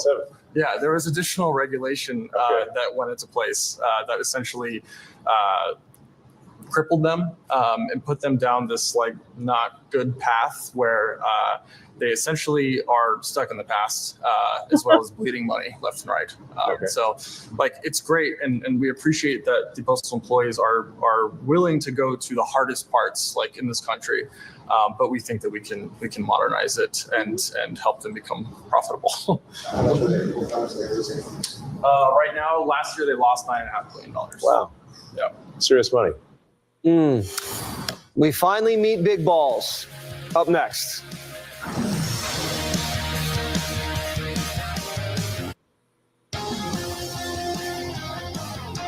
Part 3. Here's the interview with Elon Musk and the rest of the Doge crew. We finally asked the one question on our mind. Who's Big Balls? Big. That should be obvious. Why do they call you Big Balls? I just said it as my LinkedIn username. Okay. Well, people on LinkedIn take themselves like super seriously, and they're pretty adverse to risk. And I was like, well, I want to be neither of those things. So I said it, and honestly, I didn't even think anyone would notice. Yeah. So what do you LinkedIn do? is so cringe. What does Big Balls do? Right now, I'm working on some payment computer stuff. So one of our initiatives is to root out fraud and waste. And to do that, we started looking at the payment computers. And as mentioned earlier, like there is no accounting of what payments actually go to in the payment computer. So like you look at a specific line item, like $20 million. You're like, okay, well, what is this money going to? And for the majority of payment systems, it's like, well, we don't really know. And yeah, like what? That would be the response. Is this the most basic responses? Yeah. Yeah. That's the most common response. What do you say when people just say, I don't know? Well, it's a huge cause for concern because like the upstream thing, which is distributing the money, literally has no checks and no accountability to the actual American taxpayer. So it's a huge vector for fraud, waste, and abuse. Do these people not respect taxpayer money? I mean, there's no incentive to if you work in the government. I think the incentives will always decide the outcomes. Yes. Do you guys feel like you're putting yourself at risk by doing this because you're stirring up so much hostility by these people ripping us off? 100%. Well, we don't need to speculate about that. You can see online in the protests that they make that very clear. I mean, I've been hanged in effigy many times. And there have been people that have actively advocated at these violent protests for my death, and also advocated for the death of the people at Doge. Mm-hmm. I think the young folks of us have gotten email threats from reporters and the public alike. I think, speaking for myself, I dropped out of Harvard and came here to serve my country. And it's been unfortunate to see, lost friendships. Most of campus hates me now.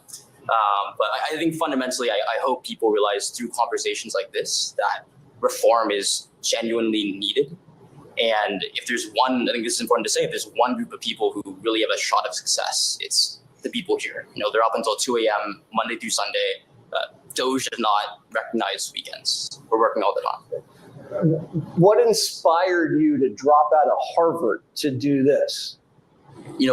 There's a lot of reform that's needed. I think the value of this and the impact here is so much more vast than anything you could learn in a classroom doing computer science. And you guys are sleeping here, I'm hearing. You guys are up all night. You have this meeting at 10 o'clock every Wednesday? We'll probably go back to work right after this. Yeah. You're going back to work after this? Yes. Right. It's almost 11 o'clock. So that's early. It's early? Can I go to bed? It's an incredible work ethic. You guys should be really, really proud of yourself. Do good people come up to you and say thank you for doing what you're doing? Absolutely. There are people in the State Department that will stop you, or all of the agencies that we've been to, that will stop you in the hallways or write emails and say, I was scared to write this, or I don't know if you're interested in this. But they usually have great ideas. And if they often have the best ideas because they've worked in the places and they've been stifled by the bureaucracy for so many years. So one of the great things that, at least in my experience, we listen to them and empower them. So yes, in fact, I'd like to emphasize that because we'd like to just give a big thank you to all the government employees who are helping reduce the waste and fraud, because this is, we really couldn't do it without you. So it's a group effort. Yeah, absolutely. So I'm not trying to sort of say all government employees are bad. That's absolutely not the case. It's just that, there actually just does need to be a serious effort to reduce the waste and fraud. And we're just making it happen. And a lot of people in the government are very glad to see it happen. I think it's really important to recognize every single person around this table that's embedded within an agency is supporting that agency, whether they're working on systems or working through people. We are encountering droves of government employees who are missionaries, not mercenaries, who are actually here serving because they believe in what they're doing. They want to do things well. We are trying to empower them, and they feel empowered now to ask the question of why? Why aren't we doing this? What else can we be doing? How can we fix this? And I think agency by agency, it is filled with exceptional government employees, right? And when we give them the tools, when we give them the systems, and we leave behind systems to help them do their jobs better, that's the permanent change, right? And they're embracing that, not because it's new to them, it's because it's something they've always wanted to do. But for the first time ever, we're giving them the tools and the collaboration to be able to do that. It's a very important message. Yeah. That message needs to get out a lot more. I'm so glad you said that. We have exceptional people at all of our agencies. Exceptional. I mean, they do a thankless job and they work incredibly hard. I love to hear how collaborative it is with these people in these agencies, and it's not all conflict. Sometimes in the media, you always hear about conflict, and you guys are considered these ruthless suits that come in and scare people, but it's conflict is the exception. There is conflict, but that is the exception. It's actually true of history in general. People study the wars a lot, but actually most of the time there wasn't war. It's just not as exciting. It's just not as exciting. Right. Exactly. Well, for the TV guys, we like conflict, but in this case, we love the collaboration. So thank you guys. Thanks for allowing me this access in here. You guys are just really, really bright, young, smart patriots. And you have a great team. And thank you, Elon, for everything you've done for the country. We really appreciate it. We're eternally. I think that's really, really good to see them actually thanking these people, because they really are trying to save our country. And I wish more people could see it that way. But just to know that a young person is stopping their schooling of going to Harvard so that they could do this shows me that he wants to have something to leave for his children one day and his grandkids or whatever. Because I can tell you right now, all our grandparents didn't realize. I can tell you right now, when they went to work and worked hard and brought home their money to try to raise their families up, they didn't think that the money was being wasted like this. I honestly can tell you that. I really believe that a lot of this crazy stuff that's going on wasn't anything they planned or thought would happen. So I just wanted to say that. But let's see. Is it this one? I think, yeah, here's something I thought was interesting. I don't know if any of you guys have seen this, but this is a young woman, and she's giving you numbers about what's going on in different countries. And this is in Europe. But one day it's going to be here, because everything that happens over there eventually comes here, right? So I thought this was interesting, and I thought it's only 2 minutes long, but I thought that you could listen to it and think about it, about where we will be in the future because of this. So listen. Amsterdam currently consists of 56% migrants. The Hague, 58% migrants. Rotterdam, almost 60% migrants. And of course, most of these immigrants come from non-Christian, non-Western, African and Middle Eastern countries. Conclusion, the Dutch population is already outnumbered in the majority of our cities. But let's look onwards. London, 54% migrants. Again, conclusion, native population outnumbered. Brussels, color me shocked, 70% migrants. Conclusion, native population majorly outnumbered. And other Europeans will, of course, follow suit soon if they haven't already. So I'm going to draw the forbidden conclusion here.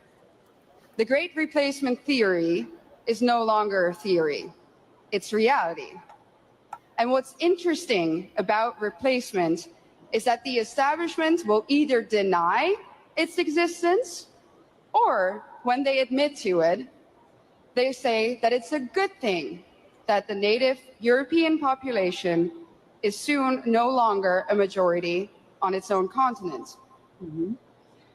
Dutch national disgrace and dubbed climate pope Frans Timmermans already stated in 2015 that diversity is humanity's destiny, and that Europe will be diverse.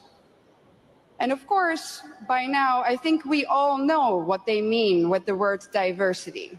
It means less white people, less of you. Imagine this in an Asian or an African country. Imagine their leaders rejoicing in the fact that their people will soon no longer be a majority in their own country. Absolutely unthinkable, unimaginable. So what in the world is wrong with our leaders? Okay, I just wanted you guys to listen to that. And the reason why is, if we're bringing all these people into our countries that do not assimilate, right? Okay, they don't have to speak English. They don't even have to get jobs, basically, because they think that we're going to pay for them from cradle to grave and take care of them.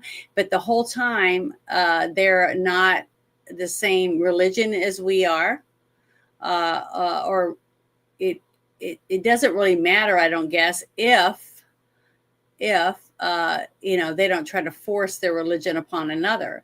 But when you go from a Christian nation where pretty much if you don't believe in any religion, you're not forced to believe it as a Christian, right? You're not put into a camp or whatever and made to believe whatever our government supposedly believes in, because we have freedom of religion in our country, which means it doesn't matter what religion you are. You can be a Wiccan, you can be a Protestant, you can be a Catholic, you can be a Muslim, you can be an American Indian and believe in just the spirits or whatever. You can believe in anything you want, okay? And you have the right to do that. But what happens when it changes to like a Muslim country where women have to wear hijabs? Because if I show my wrist, I am now a threat and I deserve to die or be beaten in the streets or be stoned to death because I'm immoral and I'm causing the men to do immoral things because I'm showing too much skin. Okay. That's on me now. I don't have any rights because I might incite a man to do something that against what he believes is his right. Okay. So it takes away my right as a woman, because now I'm forced to live in a Muslim country, even though I was born and raised here. Now I'm forced to live under their thumb. That's not freedom. Okay. So I'm looking at it as a woman, and I'm thinking about it as a mother of 2 daughters myself. I don't want that for my daughters. And I don't think that most people want that for their children either, especially if you are not that religion.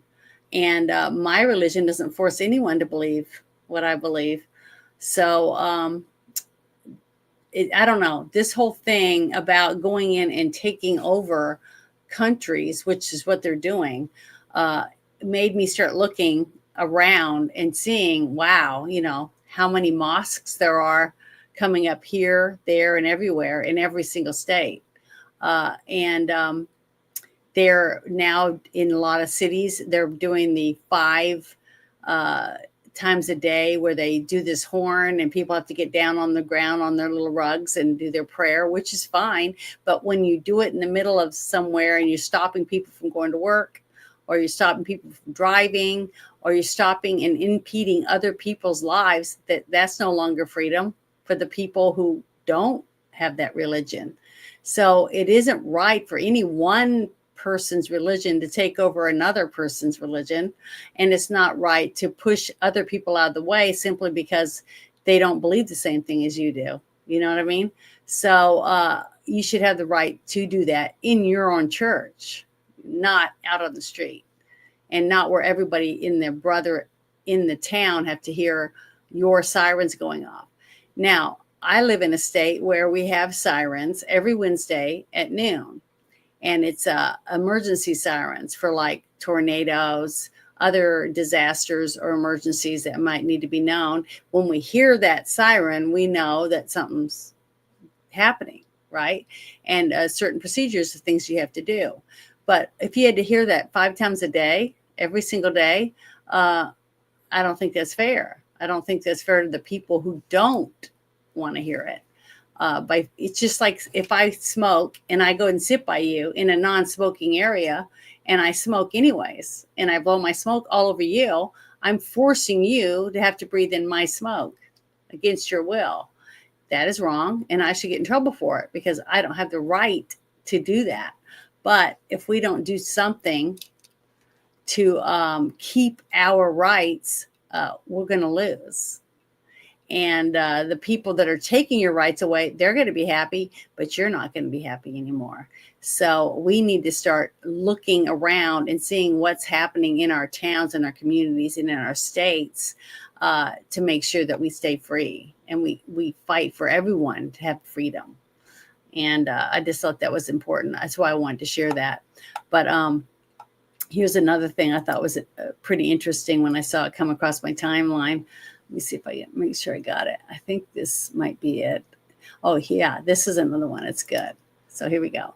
I follow Gunther Eagleman, and he has some pretty good stuff on his X account. And he also has a Twitter, not a Twitter, but a TikTok account too. But I thought this was pretty good. So I'm going to play this for everybody so you can listen to this. Reversed. So it's a lot of what's been found is already there.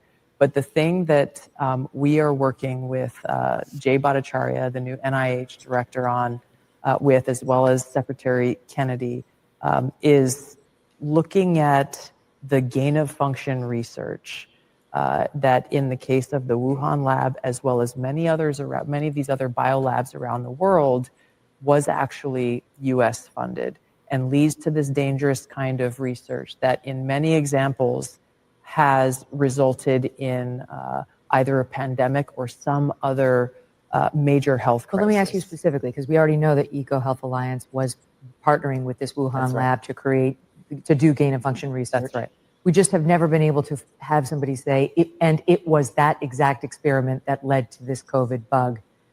But have we gotten there? What's the new thing that you're digging in on? We are working on that with Jay Bhattacharya and look forward to being able to share that hopefully very soon. Okay. That specific link.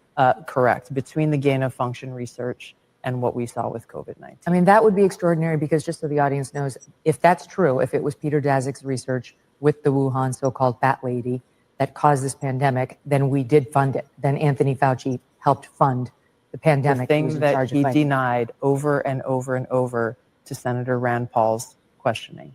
That's right, under oath. Under oath, exactly. So is it any wonder that he sought a preemptive pardon for anything during a certain period of time by President Biden before he left office? And then strong-armed and smeared people like Dr. Jay Bhattacharya, anybody who came out and said, I don't know if that's natural. This actually smacks of lab. And the reason why this is so important is not just what happened in the past, it's because this gain-of-function research is happening in biolabs around the world.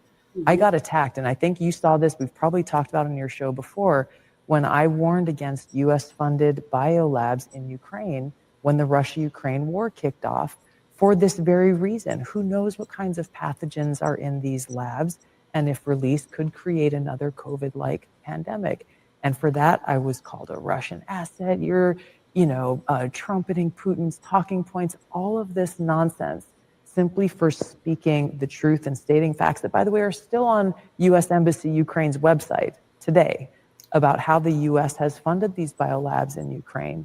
But my point is, in order to prevent another COVID-like pandemic or another major health incident that could affect us in the world, we have to end this gain-of-function research and provide the evidence that shows exactly why and how it's in our best interest, the American people's best interest, to bring about an end to it. Can I just ask you one other question on that? Why did the intelligence community, why were they so reluctant to just say that?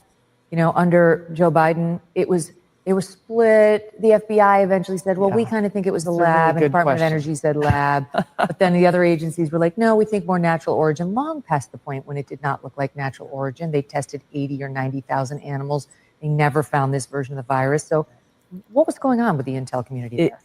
It's a good question, and I don't have a specific answer to it, but I want to point to the contrast of how in some cases, they are very unwilling to come to express a view or a certain opinion on something. And in other cases, even if they don't have decisive or conclusive evidence per se, they're very quickly to come to an assumption. And this gets to the real heart of the challenge here, and the problems that we've seen is the politicization of intelligence to meet a certain objective or to influence a certain policy. And that is what has been the problem. This goes all the way back to why this organization was founded. When you look at the so-called intelligence that really was used to spur the Iraq regime change war, and look at what that has cost our country in lives, in treasure. Look at what it's cost the world. Look at what Iraq is today, now essentially a proxy of Iran. When Iraq, that would not have happened had that regime change war not occurred. That's right. So again, this is really what is at the heart of what needs to be addressed within the intelligence community, and why leadership matters so much. Just as a reminder to our audience, you were a young 21-year-old. Yeah, that it was pretty good. Just finally starting to see little bits and pieces of what all of us were already talking about the origins of the whole thing with COVID. And that, remember when they first started going into, when Russia first went into Ukraine, and we kept saying,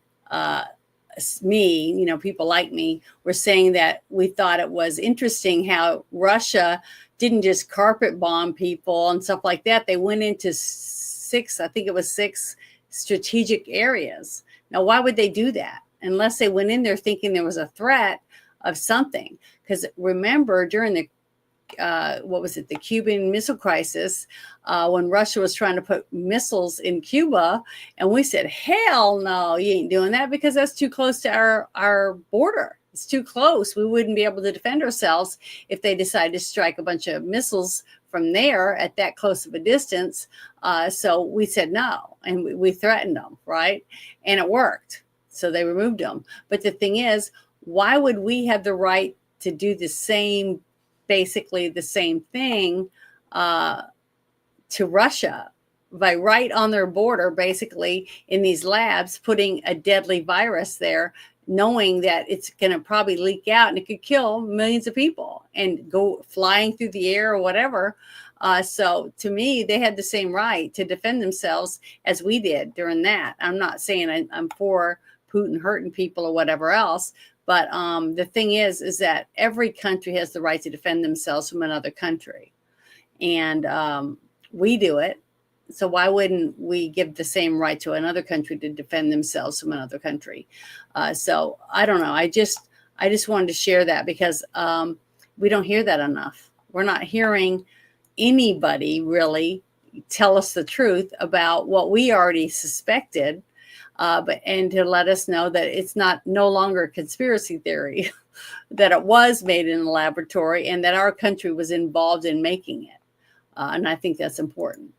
Okay, I think this is the other one I wanted to share. Okay, this is the whole thing about the Biden-Harris administration and our own HHS to overall global elite child trafficking rings. Okay, I think it was RFK Jr. was talking about this the other day, and he opened the lid about it. But I wanted to share this video basically about it. Let me see if I can get it to work. We have ended HHS as the role as the principal vector in this country for child trafficking.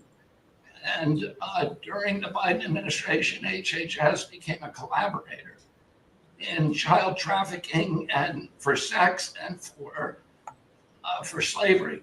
And we have ended that, and we're very aggressively going out and trying to find these children, 300,000 children that were lost by the Biden administration.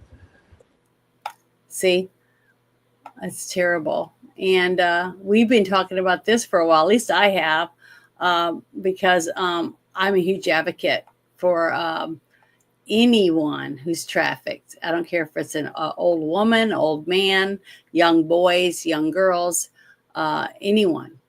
Because slavery is outlawed now. Nobody should be a slave to anyone else, no matter what.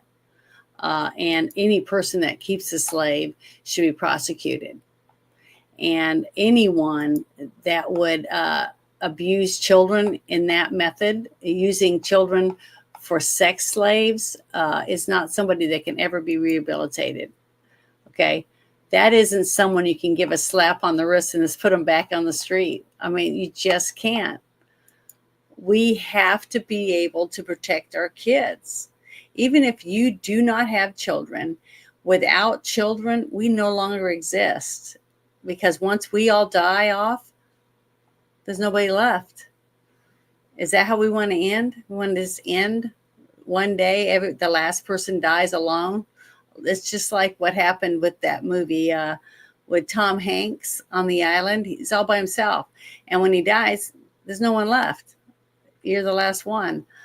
So we can't let that happen. And a child that should be thinking about the Easter Bunny and Santa Claus, things like that, shouldn't be made to perform sexual favors for an adult. Okay? That isn't a child's choice. That's being forced into doing something against their will, because they wouldn't choose that because they're a child.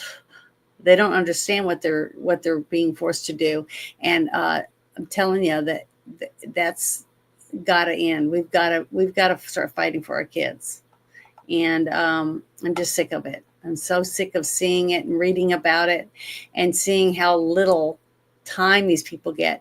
Because if you didn't have a person that's willing to pay to have sex with a kid, you wouldn't need people to provide kids, would we? And you know what? You can sell a drug. Say, here's some pill. I can sell you this pill, and you can only sell it one time. But how many times can you sell a kid? Multiple times a day, sometimes 30 times a day. And then you have a kid that looks at you and begs you to kill him as a 6-year-old child. It's disgusting. And I just wish we could do something more than what we're doing. It's just not enough. It's not fast enough. I want to see people go to prison, and I would like to see executions. I think a person that does that to a kid needs to be never put back on the street again, ever.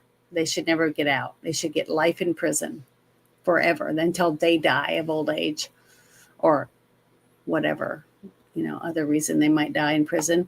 But I do believe that we're it. It's up to us. If we don't do something here very soon and start holding these people accountable, we're not going to have anything left to fight for. Because if you won't even fight for your kid, then we have no humanity left, and there's no reason for us to even be here. But this was something I forgot to play earlier that I thought was very interesting, because I saw this and I was like, oh my goodness, what are we going to do when those are out on the street? I saw this. It says, a robot on a hook just activated Skynet, day one of the Terminator timeline. I just thought it was funny, so I want to share this video. It's two techno guys, basically in their warehouse or whatever, and they have a robot, and it's hanging on this hook here, and it looks like they're running some kind of tests on it or whatever. But I don't know if you guys saw this, but I wanted to play this for you because it's kind of scary but interesting.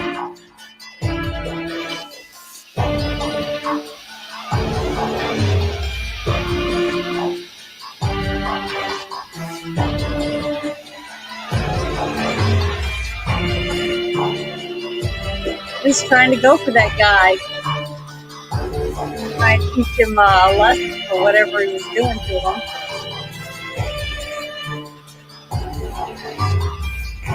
him. Pretty scary, if you ask me, because there's no way a normal person would be able to defend themselves against a robot of that size. And probably very, very heavy. If you think about it, oh my goodness, that was scary when I saw it. I was like, oh my gosh, that would scare me to death. I don't know what I would do, but run, because you can pull your gun out and shoot at it, but I don't know if you'd be able to even take it down with a gun. It's not like it has a heart, right? And its brain is probably not even in its head if it's a robot like that. I just thought that was really scary. But, we're heading that way. I mean, we got children now that are being chosen to be on robot teams, to where they get a class, and you have a group of people, and in your class you're being taught how to program robots, how to build robots, things like that, because that is our future, whether we agree with it or not. And we can't hold our kids back. I see little kids that are like 2-3 years old playing on cell phones now in the carts at the grocery store. So that kid will probably be able to know how to code and do all kinds of stuff by the time it's an adult. And who knows what they're going to be able to do in the future. I really believe that is the future. Computers are going to be building TVs, homes, everything that we need are going to be built with computers and robots, basically. But we're going to still need people, because the people need to program the robots and build the places that the robots are going to work in, things like that, using robots to help build it. But yeah, I just think all of this stuff is very, very interesting. And you never know where all this is going to lead us. Now, I just had this one thing left that I wanted to share, and it's kind of scary, but it's happening too in the world. So this is the last thing I thought people should think about that I want to share with you. I know you may not see it every day here, but it does happen here in Muslim-run towns, basically, because we do have towns that are trying to push Sharia law. And I just was talking to somebody, because remember, I went to Texas this last week because I had a family member that passed away, and their service is on Monday, and I'm going to go back. But there are mosques popping up left and right everywhere in Texas, and seeing more and more women wearing head-to-toe hijabs. And the reason women have to cover themselves up is because the view of a woman, her face, her skin, I guess, or whatever, can cause a man to be aroused.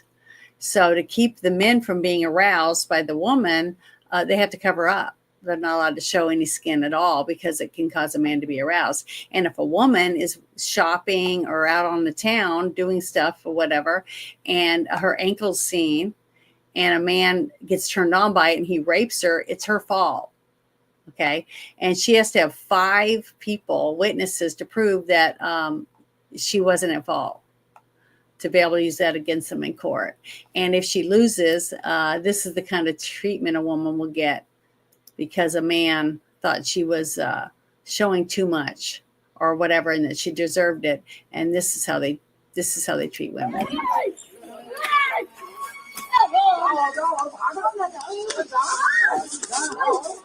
And see the crowd? The crowd is men, because women aren't allowed to just wander around in the town unaccompanied. Okay, a woman is supposed to be with her man, the man that owns her or whatever, and she's supposed to be at home. Okay, because women usually don't go to school. They can't have a job. They can't drive. There's a lot of things that women can't do because women are not good for anything except for procreation and serving others or whatever, that type of thing. So it's really sad. And if you want to know more about the religion, research it, look it up, read about it, and see whether or not you'd want your daughter. It's not such a bad religion for if you're a man, but if you're a woman, I don't recommend living this way. Unless you're born and raised in it, you don't know anything different. You wouldn't know anything different. But I know different, and I don't want to live that. I'm a Christian, and Jesus would never approve of women being treated this way. So I'm sorry, I'm already an infidel to them because I already have my own beliefs. I have my own mind and my own choice of what I want to happen in my own life and who I'd want to marry by falling in love with someone and marrying them that way, not being told because somebody gave me a goat or gave someone a goat in my family that I have to go live with this guy and at 9, or younger. You're betrothed to whoever they tell you got to go to. And they will cut off certain body parts so you no longer are able to be aroused in any way, if you know what I'm saying. So it's sad. And I just don't want this to be forced on anyone in any country, and definitely not in America, where we're supposed to be side by side and all equal, whether you're Black, Caucasian, Asian, Hispanic, whatever race you are, or what gender, a male or a female, you're still equal under the law in this country. And I want to keep it that way. And I have the right to believe what I want. And I have freedom of speech as long as I'm not threatening to hurt other people. I have the right to bear arms, which I do. I have multiple amount of weapons, and I've taken classes for my weapons. And I have a driver's license. I have a passport. I have all those things, but I earned that right because I'm an American citizen. And I do not want this to be law in my country ever. In any city for anyone to be treated like this.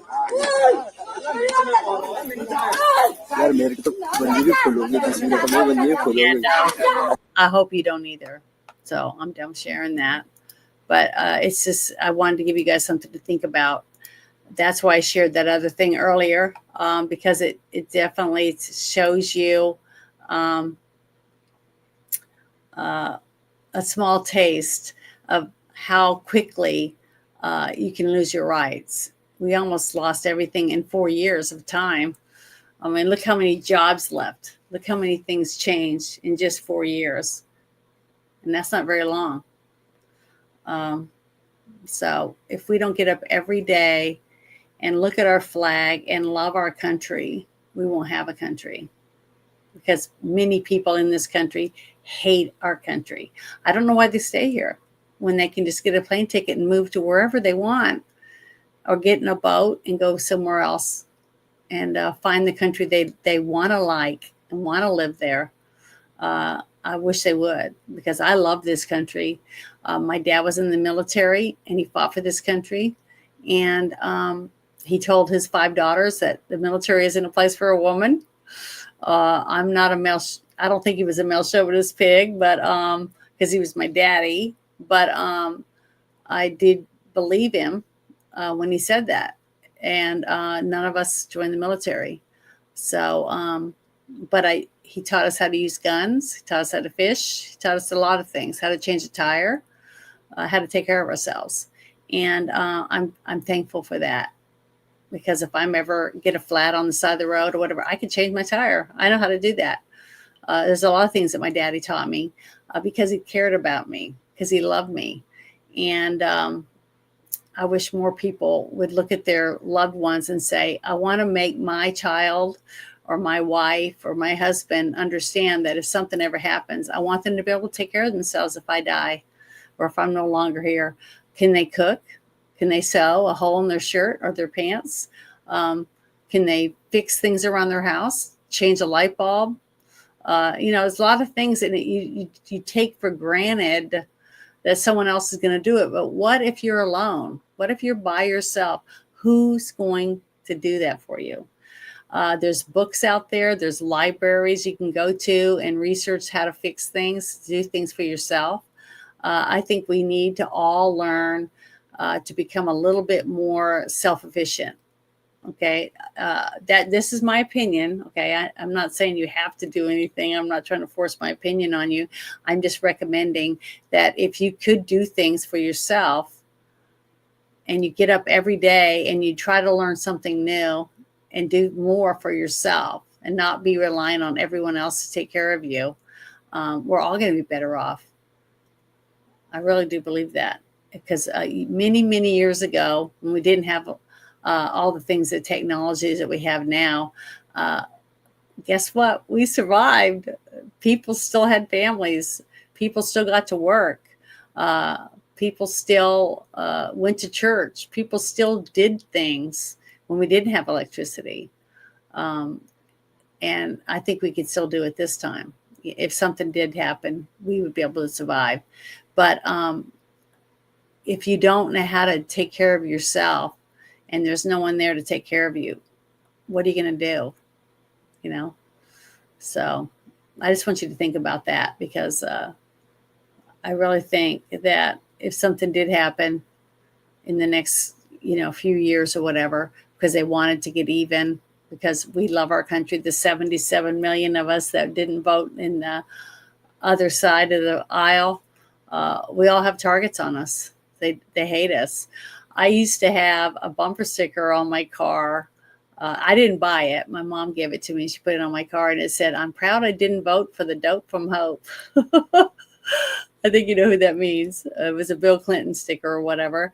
And I remember going shopping with my mom and coming out of the store, and it was peeled off, laying on the ground. Someone had peeled it off my mother's car and laid it on the ground, or threw it down on the ground because they were mad, because they didn't like that she had that on her vehicle. But my mom had the right to have that on her vehicle, right? And guess what? She had more in her glove box. And when I asked her, "Why do you have so many in your glove box?" she said, "Because every time she goes to certain areas, someone peels it off and or scratches it off or whatever, and while she's not there at work or whatever." So she bought a bunch of them so she could just keep replacing it, because my mom is very stubborn. So maybe that's where I get it from. But yeah, I miss my mom a lot. But she tried to get all of us girls to be able to do a lot of things on our own: how to shoot a rifle, how to skin a squirrel, how to skin a rabbit, how to clean a fish, just lots of things like that. Because one day we might need to do these things on our own, and we can't just sit around and think that someone else is going to do it for us, because we're not always going to have someone there. And I'm so glad I learned how to crochet, even though I was a tomboy. I was the only girl out of my family, out of 5 daughters, that learned how to crochet. And I'm proud of that, because guess what? I've made tons of blankets. I've made tons of things for other people because my mother taught me how to crochet. It was the one thing that my mom got to do with me as a girl, I guess, instead of me being with my dad, fishing and camping and hiking and things like that with my dad, because I was a tomboy and my sisters always did the frilly stuff. So I was surprised that none of them wanted to learn how to crochet, but I'm thankful I did. There's so many things out there that we can do and become self-efficient. And that's the same thing that Trump is trying to do for our country, I think, is to make our country self-efficient, because we shouldn't ever rely on another country to provide us medicine. I mean, honestly, think about it. If they hate us enough and they make all of our medicines for high blood pressure or other ones, diabetes, things like that, and they send it over here, how do we know they haven't put some synthetic something in it, to hurt us? Because we have no place else to get the drugs. So if we make our own drugs, we never have to worry about that, do we? So just little things like that, to me, is common sense, to take care of our own people first, America first. And once we're strong, then we can help other people and other countries. Once we're taking care of our veterans and our homeless and the other downtrodden people in our country. Once we're done with that, then we can take the extra money that we have earned and worked hard for, cleaned up, bound, whatever, and then we can start helping other people. That to me is common sense. But it seems like we're seriously lacking that on half of our country, basically. But thank you guys for hanging out with me tonight. I'm sorry that the rest of my panel were sick or tired or whatever and had to leave me, but I don't care. I needed to do this. I've not had a very good week, and Monday's not going to be fun. It's going to be very sad, but I'm still going to go and be there and support my family for my loved one that passed away. And he's going to have a beautiful service because he was military. He was a pilot. And we're going to have a full military honors memorial service for him. And I'm excited about it. But the only sad thing that I'm looking at the most is seeing people I haven't seen in a very long time in my family. And it's sad that we have to wait till someone dies to make the effort to try to see each other. That's sad. And I wish it wasn't like that either. But thank you for so many people, telling me they were sorry for my loss and things like that. And we have lost a lot of people, and we're going to lose a lot more here in the next year, I think, from cancer and heart attacks and strokes, things like that.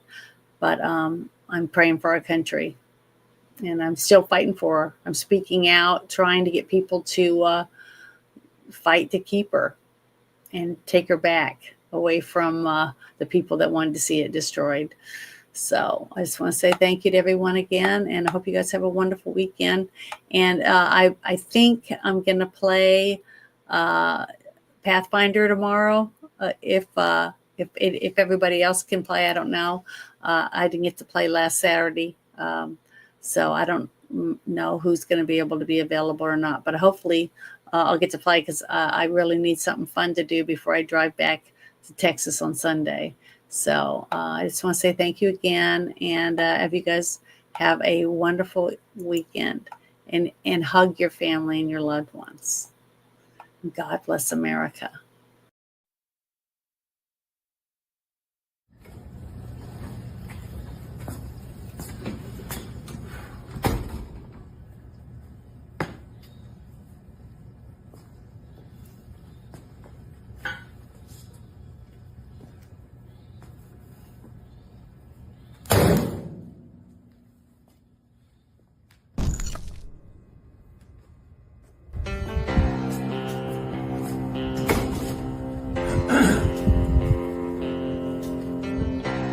First off, let me convey to my family, friends, and supporters that now is not the time to gloat.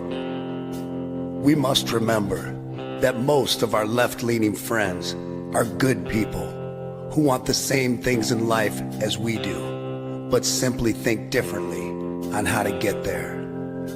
It is now time to be the bigger man, to extend an olive branch and unite all reasonable people of this great nation.